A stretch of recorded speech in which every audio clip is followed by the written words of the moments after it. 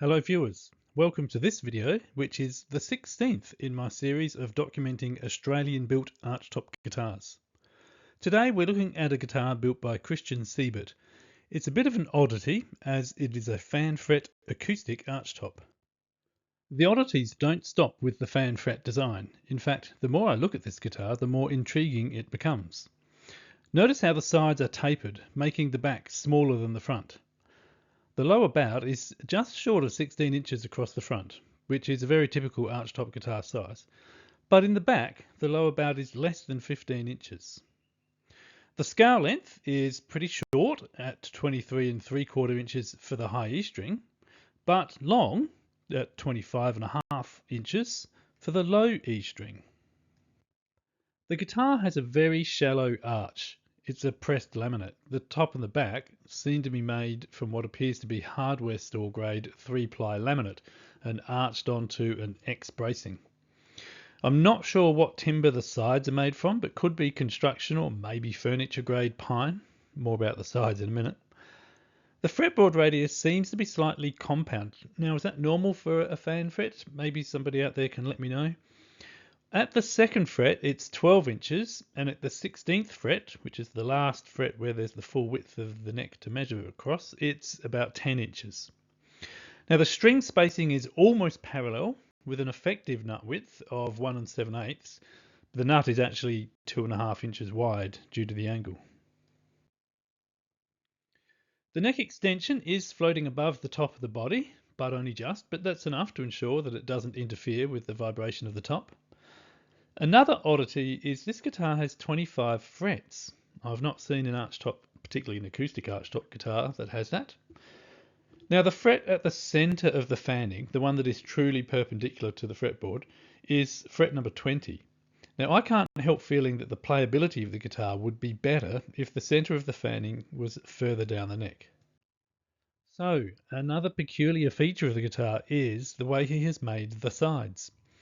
The sides are all made entirely of little splices of wood, all seamlessly glued together. Well, almost seamlessly. And the kerfing is also made of a multitude of little pieces all glued along the edge. So the end result is that the edges don't feel particularly smooth on the outside, and the edge joints on the inside do look a little messy.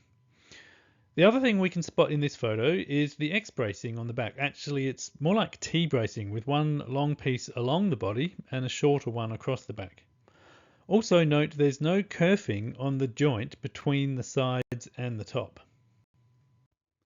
Looking through the bass bout F hole, or whatever you call the stylized sound holes on this guitar, with a dentist mirror, you can see that the top is braced with both X and parallel bracing. The braces are tapered and wedged. He does seem to have put a fair bit of effort into the top bracing.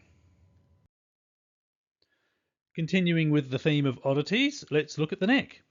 The headstock, which is a completely separate piece, well actually two pieces glued together, is attached onto the end of the neck via a simple wedge joint. The neck itself seems to be made of probably maple with a double strip of mahogany down the middle. The fretboard is a lovely piece of very flamey yellow maple, which with the slanted frets creates a striking visual feature. There is no truss rod. However, the most odd thing about the neck is the neck joint.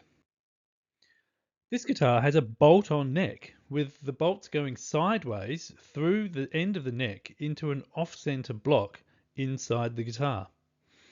It looks like he just used whatever bolts he could find at the local hardware store and drilled pilot holes in 3 different angles. Looking inside the guitar, you can just make out that the neck bolts screw into T-nuts embedded in the neck block. While we're looking inside the guitar, here's another shot showing more clearly the X bracing, at least on the back. Now I'm sure you'd all like to hear what it sounds like. I shall play a few tunes. However, I find that this guitar is difficult to play.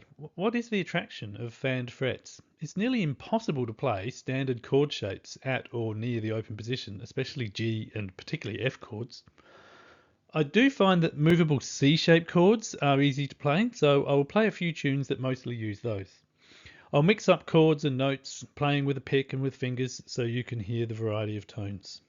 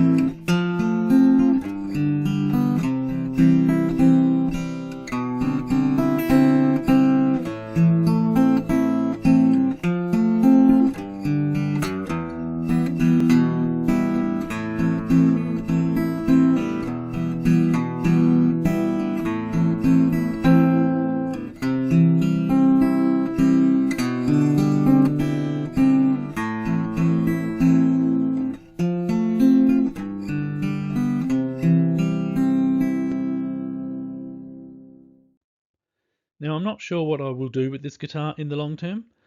Honestly, the quality of workmanship is less than perfect, with rough edges and plenty of tool marks left unsanded. I feel I could improve it noticeably, or maybe I should just leave it the way the maker left it, maybe the way he intended. But for now, I've presented it here as purchased from the maker's nephew. I do kind of like it, quirks and all. Anyway, if I do end up doing things to this guitar, I will make an update video. Thanks for listening.